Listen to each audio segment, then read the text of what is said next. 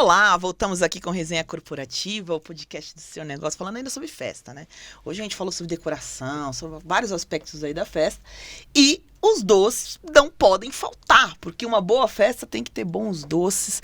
Lucas, seja bem-vindo, Delis Doces. Olá, boa noite. Sara. Adorei, viu? O que eu vi, achei assim sensacional. Obrigado. E você tem um espaço muito bacana também, né? O teu Tenho. espaço de produção, achei muito legal. O doce não pode faltar, isso eu acho que em nenhuma festa, né? Não. Nenhuma festa e nenhum almoço. A sobremesa. A sobremesa, né? O doce é motivo para qualquer reunião, na realidade, né? Depois de uma pizza, depois de um almoço, né? O bolo é o carro-chefe do aniversário, né? Ninguém vai embora sem comer o bolo. Né? É. É uma tradição já, uma tradição. né? E o brasileiro, ele adora uma sobremesa, então o doce ele tem que estar presente em tudo. Tem. E a gente percebe que as coisas vêm evoluindo, né? Aquela questão do olhar, da decoração do doce. Sim. Antigamente, eu lembro que na minha infância a gente tinha, era o brigadeiro, o beijinho, o cajuzinho e o bolo com aqueles negocinho de prateadinho em cima. Sim, né? Um chubinhozinho ali, né? E mudou muito, né? Mudou. Evoluiu muito a confeitaria dos anos 2000 pra cá, né? Então, assim, as coisas andam juntos, porque assim, eu quero uma decoração maravilhosa, mas eu quero um bolo decorado maravilhoso, eu quero um doce decorado maravilhoso com o tema, com o rostinho ali da princesa ou do super-herói. Então, hoje a criatividade que a gente tem para usar numa, né? Antigamente se usava muito papel de arroz. Hoje você pode usar uma pasta americana, você pode ter um trabalho com bico maravilhoso. Então, assim, evoluiu muito. E a gente tem uma liberdade. Né? A gente tem uma liberdade artística hoje para poder usar as cores, né? Que tem brilhos, glitters, que são maravilhosos. Aí o povo ama. Mas isso também veio de uma evolução, inclusive, da indústria, né? De confeitos, dessas coisas todas. Porque no passado, a gente tinha que fazer aquele famoso glacê, né? Era pouca, você não tinha tantas opções para você fazer essa decoração. Sim. E hoje você tem N produtos, N produtos. Né? Você tem um chantilly, você tem um buttercream, que você pode usar na cobertura do bolo, que você consegue trabalhar muito bem com o bico. Você tem a pasta americana, que você tem moldes, que você pode fazer o rosto de uma princesa, o rosto de um super-herói, né? Com detalhes, assim, reais. E a indústria traz muito isso pra gente. E tudo comestível, né? Tudo comestível, personalizado já muitas coisas. Então, assim, se eu preciso de um confeito verde, azul, eu consigo achar hoje. Não preciso ter que tingir igual antigamente, né? Você queria um coco verde para imitar um gramado de um bolo, você tinha que tingir. Hoje dá para tingir também, mas se você quer um coco verde, você consegue achar, né? Isso facilitou muito, inclusive no sentido da criação, né? Muito. Porque eu vejo assim, o confeiteiro, ele tem um que é muito forte artístico, né? Porque você tem que trabalhar com tudo aquilo e com bicos e tudo que você cria, né? Veio essa vertente da criar mesmo, né? Veio. E o que sai mais ainda? São os tradicionais? Olha, os tradicionais estão voltando, aqueles bolos retangulares. Para mim, em específico, na minha loja, o pessoal aderiu muito bem os bolos quadrados ali, que são os bolos de corte que o pessoal fala, né? Então, assim, dá aquela memória afetiva dos bolos de antigamente, né? Se criou muitos bolos redondos, né? Os mais altos, mas algumas pessoas têm dificuldade de cortar. Na hora de cortar ali, de porcionar para todo mundo. Então, o quadrado, ele não tem segredo, né? Então, mais fácil até de porcionar, né? De porcionar. E aí, hoje, os recheios com os bolos, né? Leite ninho com Nutella, que são número um. É o mais pedido. Morango com ninho. E os doces tradicionais, brigadeiro, beijinho não sai de moda, né? Hoje tem várias coisas com caramelo, com creme brulee, que dá para enfeitar a mesa, que fica maravilhoso também. E super gostoso, né? O pessoal ama. Tem os gourmets, né? Os gourmets. São os gourmets lá de pistache. Veio com tudo. Nossa, pistache, então. Tá em alta, né? Muito em alta, muito.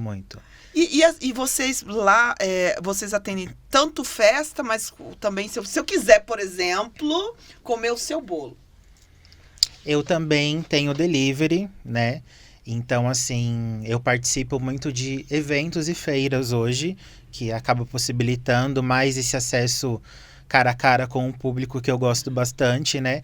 Mas eu também tenho os pedidos via delivery, o Instagram ajuda muito esse contato com o cliente, o WhatsApp também agora, o business que você pode postar, você pode colocar lá o seu cardápio para o seu cliente ver. Então, assim, facilita muito esse acesso. Então, assim, para quem não quer um bolo, você tem um bolo de pote, você tem um brigadeiro ali no dia a dia, né, que você pede no seu escritório, na sua casa. Então, facilita bastante. E é bom, né? E é bom, é bom. É porque a gente fica naquela do doce. A vontade, às vezes, de comer um doce de festa, de comer um bolo de festa. Porque a gente remete ao que você falou mesmo da memória, às vezes, afetiva. Aquele bolo recheado, remete à festa. A festa. Né? E aí você tem essa possibilidade de comer um bolinho de festa, um kit festa, né? Igual o pessoal vende muito por aí. Então, assim, naquela hora, às vezes você só tá com vontade de um brigadeiro. Uhum. Quantas vezes você já foi numa festa? Eu vou comer só o brigadeiro, né? Ou só o pedaço de bolo. Então, assim, facilita muito, o público quer muito, e aí a gente consegue atender esse público aí num bolo de pote, numa fatia de torta. É bem amplo. E o teu negócio é mesmo a parte dos doces? A parte dos doces. A gente coloca ali um salgado ou outro, uma torta salgada de frango, de palmito ali para complementar, porque uma coisa leva a outra, né? Sim. Mas o meu foco são os doces. Ai, Lucas, olha, adorei te conhecer, adorei o que eu vi. Meu.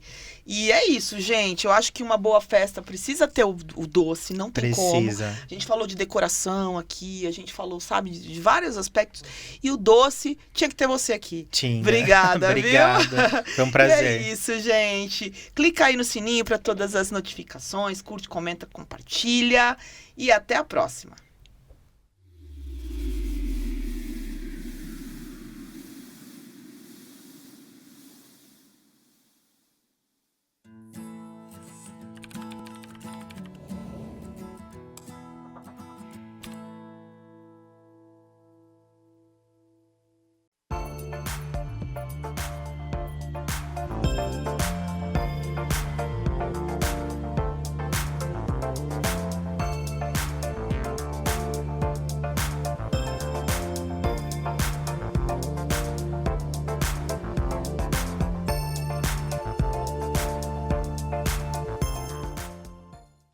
Fala, resenhudos! Voltamos aqui com Resenha Corporativa, o podcast do seu negócio.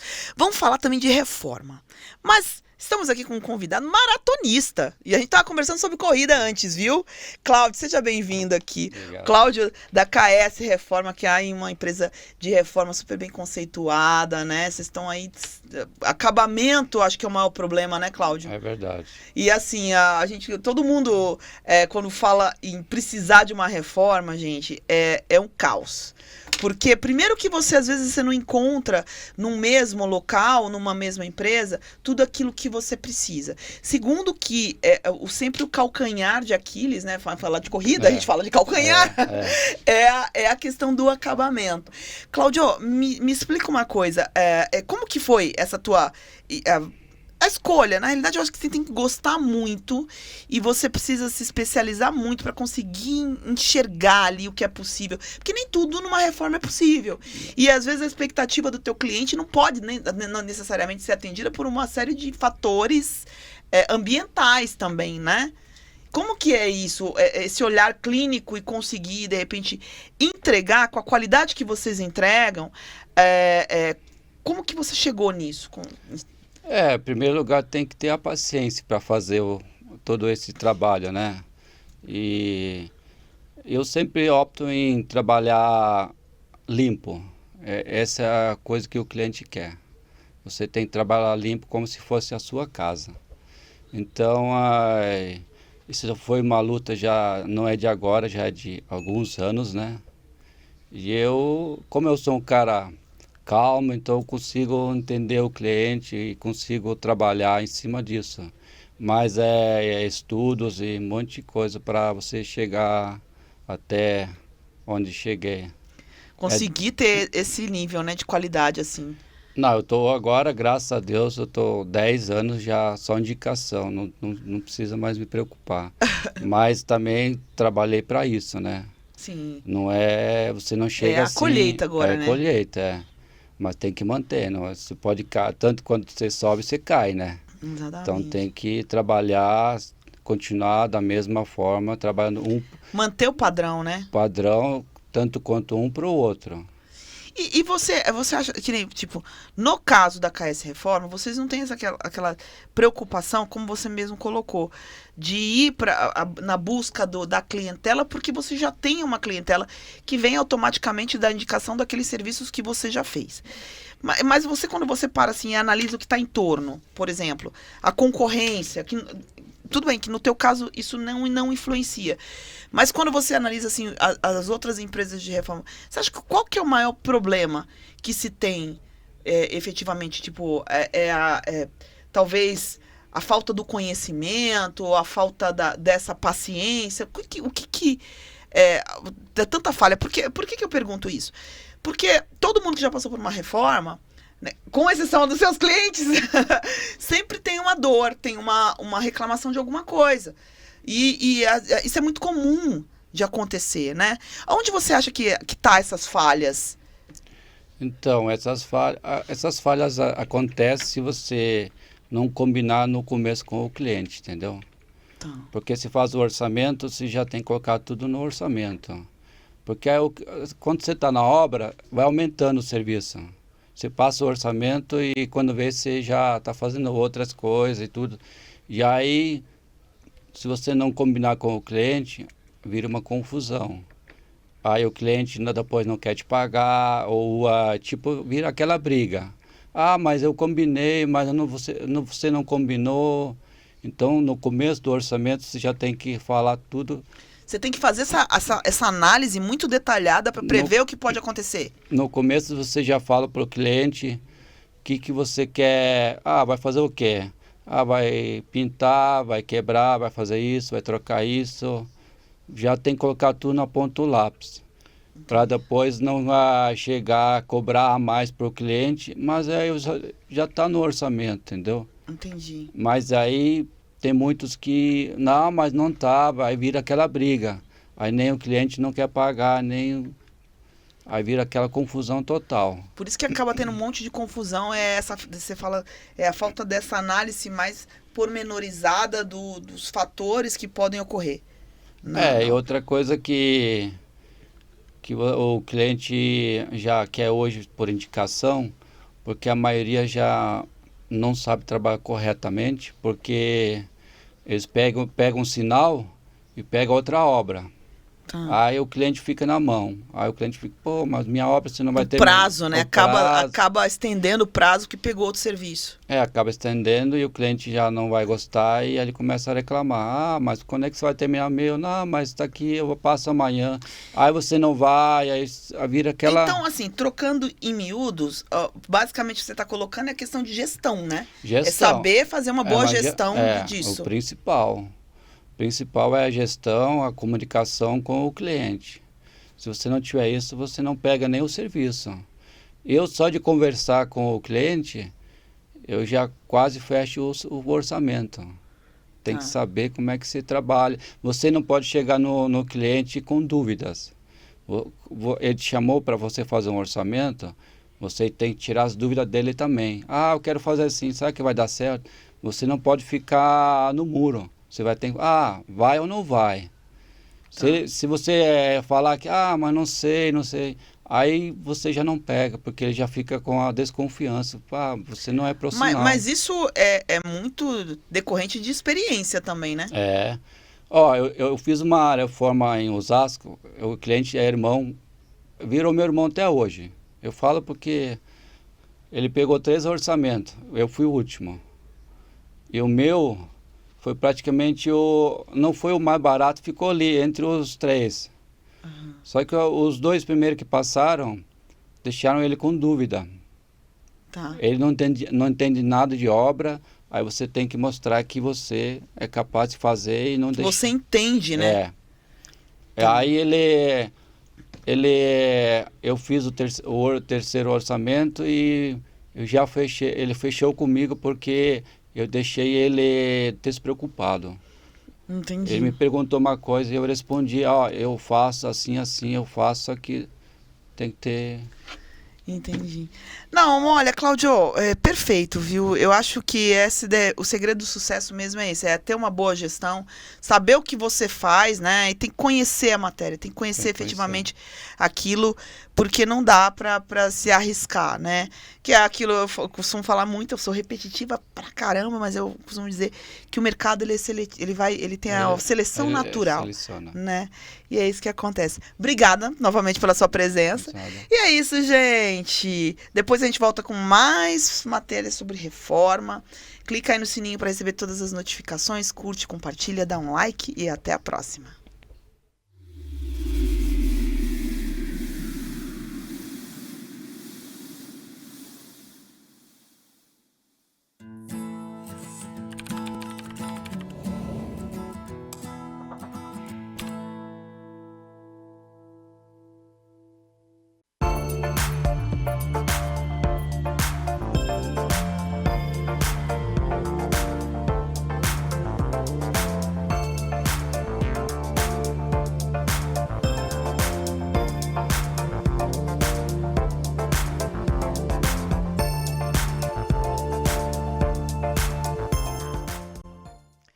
Olá, voltamos com Resenha Corporativa, o podcast do seu negócio, falando sobre climatização, sobre veículos, sobre todo esse universo, né? Sérgio Paulo, seja bem-vindo. Oasis Climatização Automotiva. Bem-vindo aqui ao Resenha. Eu tenho um grande amigo que chama Paulo Sérgio, ó. Coraçãozinho para você. Sérgio Paulo. Me conta um pouquinho sobre essa questão.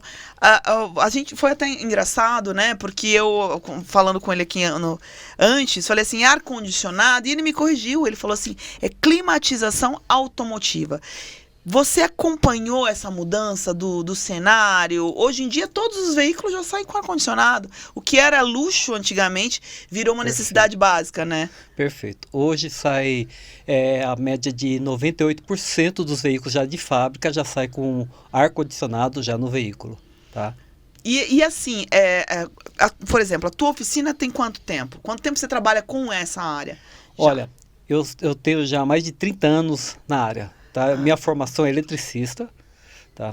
E aí eu me especializei em ar-condicionado e aí eu trabalhei em concessionárias, trabalhei em Fiat, trabalhei em Chrysler, trabalhei em Renault, fui mecânico especializado da Renault, né? Bastante. Já estou mais de 20 anos com a oficina própria. Então você... Por que eu te fiz essa pergunta? Você vai entender perfeitamente. Você acompanhou muito essa mudança. Tanto do mercado quanto do consumidor. E agora com a vinda ainda dos híbridos, né? E dos elétricos. Exato. Creio eu que tenha toda uma tecnologia diferente. Enfim... Como é isso? De fato é diferente, por exemplo, de um carro para outro, tanto com relação à marca quanto com relação ao tipo de mecanismo que ele utiliza? Uhum. Eu venho de um tempo que nós usávamos um gás refrigerante, um fluido refrigerante, que ele agredia muito a camada de ozônio, ele criava um furo na camada de ozônio, que era o R12. Nós usávamos isso aí. E a tecnologia eletrônica era muito pequena. E aí veio o novo fluido substituindo ele, mais ecológico, que é o R134A, que com isso já não cria essa camada de ozônio, ele não tem flúor na sua composição, e não cria essa camada esse furo na camada de ozônio. Né? Não é poluente, né? Porém, ele, depois do certo tempo que ele está sendo utilizado, percebeu-se que ele cria uma camada de estufa, ele fica parado, né, na atmosfera por muito tempo e com isso cria um efeito estufa. E agora nós estamos vindo com outro tipo de fluido refrigerante, tá? Que é o 1234YF. O 134 ele leva 10 anos para sair da camada e o YF leva 10 dias da camada. Então, ou seja, todo esse tipo de fluido, de alguma forma, ele acaba sendo poluente. Porém, eu acho que os estudos, e inclusive a tecnologia aplicada nesses estudos, conseguiu minimizar esse impacto com relação a ele ser diluído num menor espaço de tempo. Positivo, né? Mas isso foram só os fluidos refrigerantes. Hoje a gente tem uma tecnologia de elétrica, agora eletrônica embarcada nos veículos, que cada vez veio aumentando muito mais a complexidade elétrica e eletrônica nos veículos, né? Então os carros mudaram muito. Também a climatização também dos veículos também mudaram muito. Esses carros, por exemplo, o híbrido e o elétrico, ele utiliza essa mesma tecnologia com fluido ou não? É diferente? Utilizam os dois fluidos, tanto o 134A quanto o YF, que é o 1234YF. Porém, o YF ele não é exclusivo para veículos eletrificados. Tá? Ele é para diminuição dessa efeito estufa. Então ele pode vir em carro a combustão, ele pode vir em carro elétrico. Tá? No Brasil ainda não tem essa exigência desse tipo de fluido. Então nós temos nenhuma obrigação dele. Então quando vem esse tipo de carro que tem esses fluidos, eles são carros de importação e normalmente algumas importações independentes, principalmente, que já vêm com esse novo fluido. Ou seja, nós, réis mortais, que compramos carros aqui, enfim, mesmo você comprando um carro novo, ele não vai vir ainda com esse fluido que dura 10 anos? Não. Ou não? Não vai vir. Vai vir com o fluido que nós utilizamos... Esse que é dos 10 dias? 10 anos. Esse que usa os 10 anos. Isso, que é o 134A. Gente, eu vou ter que anotar esse negócio, porque é tanto código falar com muito quem mais sabe. Que isso. Então, mas eu digo assim, hoje, por exemplo, se eu comprar um carro novo numa concessionária, se ele não for importado, vai vir com esse 134A, que vai ficar 10 anos lá na camada da atmosfera, né? Ou sei lá. Enfim. Esse outro, que é mais avançado, e acredito que seja mais caro também a utilização desse tipo de fluido, é só mesmo em carro importado, porque não tem uma legislação para isso. Então... Aqui no Brasil ainda não tem. Nos Estados Unidos, na Europa ainda tem, já está tendo, mas aqui no Brasil ainda não tem nenhuma regulamentação ainda. Nossa, e falam tanto desse negócio, né, de G não sei lá quanta, várias... G20. Vários congressos que tem, essas coisas todas de ecologia, e não se atentaram a isso. Tá vendo, gente? Tá vendo que o Resenha é Cultura? Sérgio Paulo aqui nos trazendo uma pauta para levantarmos bandeiras no próximo, não é? Exato, mas é interessante isso, porque o Brasil às vezes fica politicamente... Eu não gosto muito de discutir sobre política, porque eu acho que política cada um tem uma ideologia, e a gente entra nesse debate, acaba não sendo tão saudável. Mas, por exemplo, aqui as pessoas discutem tanto política, né? E o Brasil, governo agora fala tanto essa coisa de ambiente e não se tocou disso. Mas tudo é questão de prioridade. Qual que é a prioridade que o governo tem? Então, se está funcionando bem, né? Então não é prioridade. Então, isso ainda não é prioridade. Então, e você acha que vai ser, ao longo do tempo, isso vai ser regulamentado também? Sim, vai. A ideia é que seja no mundo inteiro, né? Ainda esse fluido refrigerante, o 1234YF, como ele tem uma demanda muito baixa, a produção dele é muito baixa em relação ao 34A, o valor dele é altíssimo ainda, né? É muito alto o valor desse fluido. E me diga uma coisa, como que é essa peculiaridade, assim, o trabalhar com ar-condicionado? Porque você tem que usar esse negócio do gás, que é o fluido, né? Não é gás mais, é fluido. Porque ele se transforma. Tá. Então, para que os ouvintes nos entendam, eu vou tentar ser bem rápido na explicação de como funciona um ciclo frigorífico. Vamos lá, isso serve para uma geladeira, serve para uma indústria ou automotiva. A base é a mesma, né? Então, tudo parte de uma bomba que nós temos no veículo. No caso, eu vou focar no veículo, tá? Mas isso serve para uma geladeira, alguma coisa assim. Tá? Então, nós temos uma bomba, tá? Que é o compressor. Tá? Então, quando a gente fala bomba, normalmente é a bomba de água, que ela bombeia líquido. E compressor, ele bombeia gás. Tá? Então, no nosso caso, é compressor. Então ele entra esse gás dentro do compressor, ele comprime esse gás, tá? Por isso que bomba. Esse gás é todo vedado ali dentro, tá? Ele comprime, né? E toda vez que ele comprime esse gás e há essa compressão desse fluido, ok? Há um aquecimento desse fluido. Aí esse fluido ele vai ser deslocado por tubos e mangueiras até um radiador na frente do veículo que é chamado condensador. Tá. Esse condensador, o nome dele já fala que condensa, ele vai fazer uma troca com o ambiente. Então o fluido que está em formato de vapor, que entra no compressor em vapor, ele vai para esse condensador em vapor. Com a troca do calor, quando o ventilador liga, tá? Ele faz uma troca com o ambiente e ele começa a se transformar em líquido. Tá. E aí ele volta de novo e vai para dentro do carro. Tá? Ali a gente tem um pequeno expansor. Esse expansor, essa pressão, alta pressão, quente ainda, e agora em líquido, ela vai ser expandida. Tá? Vai entrar em outro radiador que vai fazer uma troca de calor interno do carro. Só que dessa vez a propriedade do fluido refrigerante, tá? Quando ele é expandido, ele diminui drasticamente a sua temperatura. Tá? Então ele vai fazer a troca com o ambiente, tá? Ele vai retirar o calor do ambiente, então por isso que resfria lá dentro do carro. Tá? E aí ele era pulverizado, então tinha um pouco de líquido, com o contorno que ele faz por toda essa evaporadora, que o nome já fala, que evapora, esse fluido começa a evaporar, se torna gasoso novamente, retorna ao compressor e o ciclo continua. Tem muito mais coisa que isso, mas é só para deixar assim, bem... Você explicou assim, claramente o que é, como funciona um mecanismo desse. E esse fluido, até por exemplo, o fluido, ele tem uma quantidade. Ele precisa ser reposto, no caso, porque ele vai acabando, imagino eu, ou, né? Conforme vai se utilizando, ele vai esgotando e aí ele precisa ser reposto também, não? Os fabricantes de veículos preconizam uma perda de fluido refrigerante, porque nós temos, nesse compressor existe um retentor de borracha, nós temos mangueiras de borracha, anéis de vedação, então existe uma pequena perda. Os fabricantes preconizam em média uns 50 gramas por ano. Então com uns 2 anos, 3 anos, você já começa a perder uma parte de eficiência. Tá, aí é onde que tem que entrar para fazer uma manutenção no ar-condicionado, repor essa questão do fluido, trocar o fluido, enfim. Exatamente, tá? Então a pessoa vai sentir a ineficiência do seu ar-condicionado, né? Que não está satisfazendo mais a pessoa, aí ela vem procurar uma oficina técnica para poder ver o que está acontecendo. Se é um vazamento natural, um vazamento natural, é feito o teste, tudo, não encontra vazamento, se refaz, chamada carga de gás, né? A gente faz a carga de gás, tá? E isso...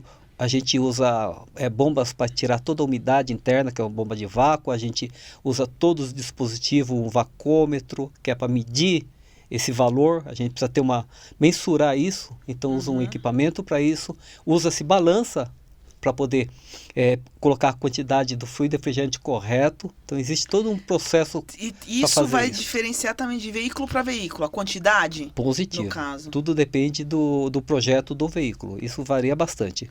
Ou seja, assim, a gente tem que entender que o brasileiro já tem um problema muito sério, porque ele só para, às vezes, numa mecânica quando a situação já está crítica.